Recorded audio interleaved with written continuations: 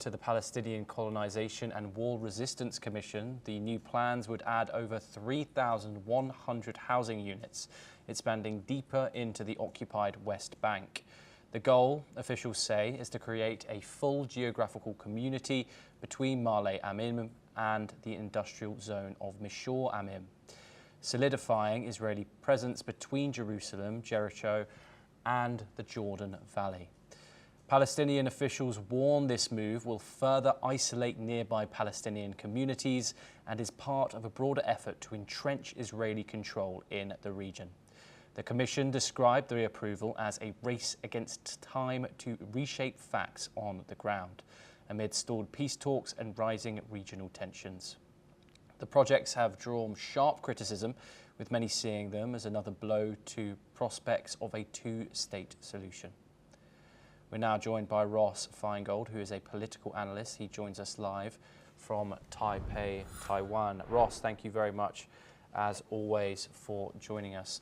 Ross, what can you tell us about the approval of these new Israeli settlements in the occupied West Bank and the effects that it will have on the Palestinian people that live there?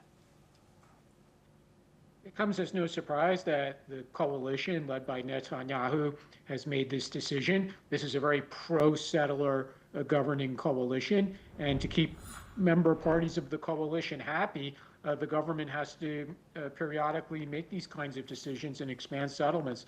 So it comes as absolutely no surprise. As far as the effect on the Palestinians, I mean, we know from past settlement activity that often it does result in disruption to Palestinian communities, especially if the resulting roadworks and the construction of housing has the effect of isolating Palestinian communities.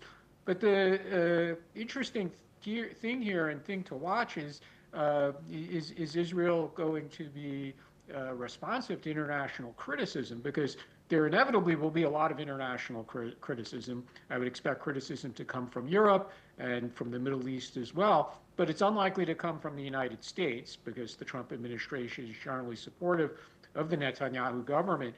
So Israel, they're being criticized for the conduct of the war in Gaza and the humanitarian situation.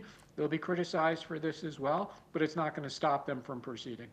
Ross, just quickly, because I'm very conscious of time here, there's been increased calls for a two-state solution and Palestine being recognized as a state by the West. Obviously, we've seen France do that. Macron said he's going to do it at the UN in September. What message does this send about Israel's stance on the two-state solution? It's very clear that the Israeli government, and frankly, I think it's fair to say the Israeli people as well, they don't see a two-state solution as viable at the moment or any time in the near term.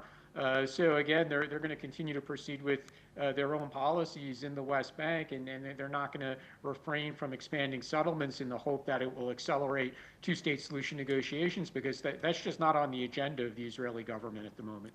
Yes, Ross Feingold, thank you. You are staying with us to discuss further updates. The United